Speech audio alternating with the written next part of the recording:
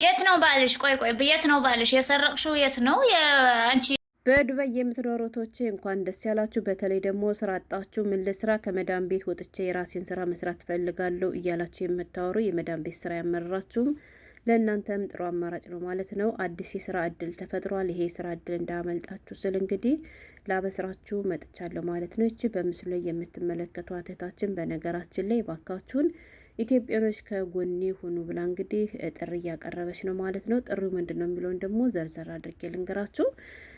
እንግዲህ ውድ ቤተሰቦች መግቢያ ላይ እንደሰማችኋት ባል ስለመሰረቅና ባል ስለመሸጥ እንግዲህ በግልጽ ተጀምሯል ማለት ነው።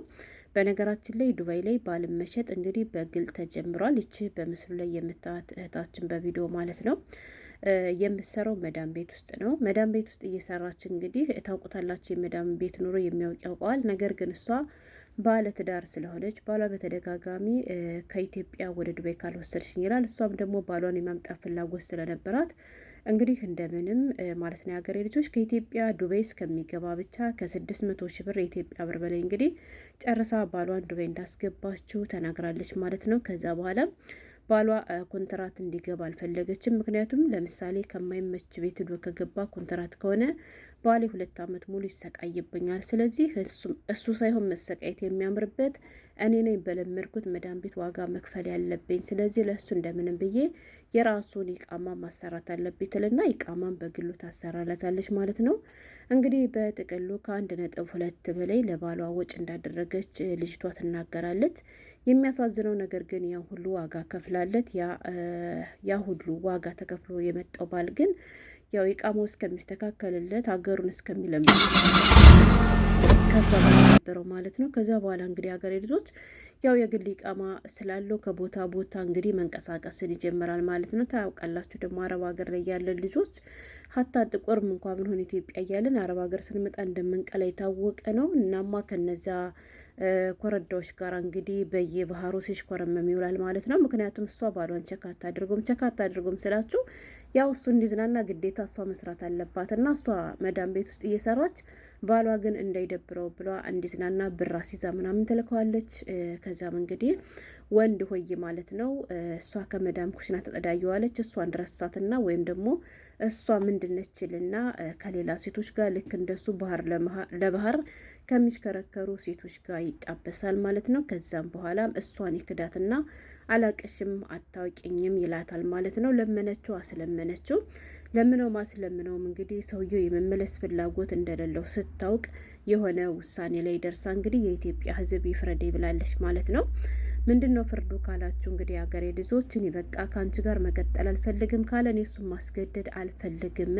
ነገር ግን እባካችሁን እኔ ባሌን ከኢትዮጵያ ያመጣሁት ወይንም ደግሞ ከኢትዮጵያ አምጥቼ የዱባይን ኢቃማ እስከማሰራት ድረስ 1.2 በላይ ፈጅቶብኛል። ስለዚህ ያው እንግዲህ አሁን ተጠቅሎ እሱ ከአንዲት ሴት ገብቶ ያው እሷም እንደሰማችሁት ባሌ ነው ባሌ ሚዲያ ላይ ወጣም እያለች በጣም ሽንጧን ገትራ እየተከራከረች ነው።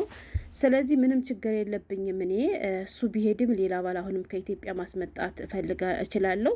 ስለዚህ እኔ ያመጣሁት 1.2 ከፍዬ ነው፣ ቢያንስ 1.5 ከፍላ መውሰድ ትችላለች እና በዚህ አስማሙ ብላ እንግዲህ ፍርድ ቤት ቆማለች ማለት ነው። በሚያሳዝን ሁኔታ ብቻ እንግዲህ አላቅም ያገሬ ልጆች፣ እስኪ ፎቶዋችሁን አምጪ አንቺና የሱን ሲባሉ የሚገርማችሁ ነገር የእሷና የእሱ ፎቶ እንግዲህ አብረው ፎቶ እንደሌላቸውን የተናገረች አንድ ፎቶ አለና እሱ ደግሞ እንግዲህ ሂጃብ ስላለበስኩኝ ጸጉር እየታየ ስለሆነ እሱን አምጥቼ ፖስት ማድረግ አልችልም፣ ባሌ ነው ማስረጃ አለኝ፣ ይኸው የላኩበት ብር ይኸው ደላሌ ይመሰክርልኛል ብላ እንግዲህ ብዙ ምስክሮችን እያቀረበች ነው። ከዛችኝቱ በኩል ደግሞ እንግዲህ ወደ ፍርድ ቤት ምንድነው የመጥሪያ ወረቀት ድርሷን ነበር ማለት ነው።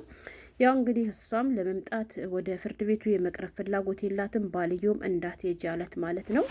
እና ከዛ በኋላ ግን በጎን በሽማግሌ ስትጠይቅ አንቺ ለምንድን ነው ፍርድ ቤት ስትጠሪ ያልቀረብሽ ስትባል፣ አንደኛ እኔ የፍርድ ቤት ወረቀቱ ዘግይቶን የደረሰኝ፣ ሁለተኛ ደግሞ ባለቤቴ እንዳትሄጂ ብሎ ስላስጠነቀቀኝ ግዴታ ደግሞ የእሱን ምክር መስማት አለብኝ እና በዚያ ምክንያት ነው የቀረሁት ብላለች ማለት ነው።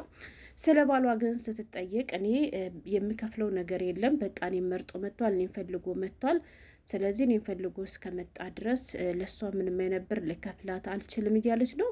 ይችኛዋም እንግዲህ እንዳልኳችሁ እኔ እሱን ተውሰደው ግን ብሬን ትመልስልኝ፣ ያኔ ባሌን ትግዛኝ ብሩን ትበልስ፣ እሱን ግን እንደፈለገች ማድረግ ትችላለች እያለች ነው።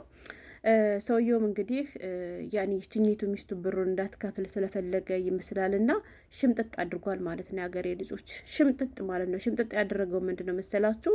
ሙሉ በሙሉ እኔ እሷ ባል አልነበርኩም ብሎ ክዷታል። ክደት አስቡት እንግዲህ ሀገሬ ልጆች። እንዳልኳችሁ ይችኛዋ ልጅም ጎበዝ ነች። እሱም ደግሞ ስራውን ስለሚያውቅ ይችም ደግሞ የተሰረቀ ባል መሆኑን ስላወቀች ባሏን ወደ ሚዲያ ይዘ መምጣት አልቻለችም። እሱም ደግሞ ስራውን ጠንቅቆ ስለሚያውቅ ከዚህኛይቱ ሚስቱ ጋር ፎቶ የለውም። ለምን ካላችሁ ይሄን ነገር ለማድረግ አስቦ ስለነበረ አንድ አጋጣሚ ከእሷ ጋር ፎቶ ካለው አውታ ትፖስትብኛለች፣ በዚህ ምክንያትም ህይወቴ ሊበላሽ ይችላል ብሎ ስላሰበ መሰለኝ ቀድሞ ዝግጅት ያደረገበትና ብቻ በዚህ መልኩ ነው ወደ ዋናው ቪዲዮ ወይም ደግሞ ይሄን ቪዲዮ ልሰራበት የፈለኩትን። ለእህታችን ግን ድምጽ ሆናት እውነት በጣም ነው የምታሳዝነው። ልጅቱ ማውራት እንኳን የማትችል ጥሩ ልጅ ነች ማለት ነው። ሲያት ለስለስ ያለች ነችና ሚዲያ ላይ ሞታ ዩኒኛ አትልም። ዛሬ ገና ነው የወጣችው ማለት ነው። እስከ ዛሬ ድረስ ዝም ብላ ነገር ነው የምትለቀው ፖስት የምታደርግና ሲጨንቃት እንግዲህ ድምጽ እንዲሆኑ ብላ እንደምታዩት ከማማ ለብሳ ወታለች ማለት ነው። እናሽ በዱባይ ለምትገኙ በተለይ ደስ የሚል የስራ እድል አለላችሁ ለተጨነቃችሁ ወይም ደግሞ የመዳም ቤት ስራ ለመረራችሁ ብያችሁ ነበረ። እንግዲህ አንዳንድ አቅም የሌላቸው እህቶቻችን ከኢትዮጵያ ሙሉ ፕሮሰስን አስጨርሰው ወንዶችን ማስመጣት የማይችሉ ማለት ነው። ከኢትዮጵያ አቅም ኑሯቸው የወንዶችን ፕሮሰስ አስጨርሰው ከሚያመጡ እህቶቻችን ባል የመግዛት ፍላጎታቸው እየጨመረ እንደሆነ እንግዲህ በግልጽ ተናግረዋል ማለት ነው። ይህን እድልም እንድትጠቀሙበት ስል በትህትና ማሳሰብ ወዳለው። የስራ ትንሽ የለውምና ስራ አትናቁ ለማለት ያክል ነገር የልጆች ሌላ ምንም ላችሁ አልችልምና ከኢትዮጵያ ወንዶችን እያመጣችሁ ከዚህ ሀገር መሸጥ ትችላላችሁ። ባሎቻችሁ ማለት ነው። ሰምታችኋል። እሰይ ዴክ አረጋችሁ። ይበላችሁ፣ እውነት ይበላችሁ፣ እውነት ይበላችሁ። ለወንድ ዋጋ የምትከፍሉ ይበላችሁ ማለት ነው። አንቺ ወገብሽ እየተንቋቋ በትንሽ በትልቁ አይን እየተገረፋችሁ ከላይ ከታይ ብላችሁ በዋጋ ከፍላችሁ ያገኛችሁትን ገንዘብ ማለት ነው ባል መግዣ ስታድርጉት ይሄ ራሱ ሲያንሳችሁ ነው። ለእናንተማ ሲያንሳችሁ ነው ወላይ ሲያንሳችሁ ማለት ነው። ዴክ አደረጋችሁ። ድሮስ አንቺ መዳብ ቤት የተንቋንቋሽ ማን ይፈልግሻል? ስንት ቆንጆዎች ራሳቸውን ጠብቁ። አይገርምሽም? በ1,000 ብር በ500 ብር ቢሆን እንዲሁ በወር 100 ድርሃም እኮ እያገኙ ራሳቸውን ጠብቀው ፏ ብለው ይኖራሉ ማለት ነው።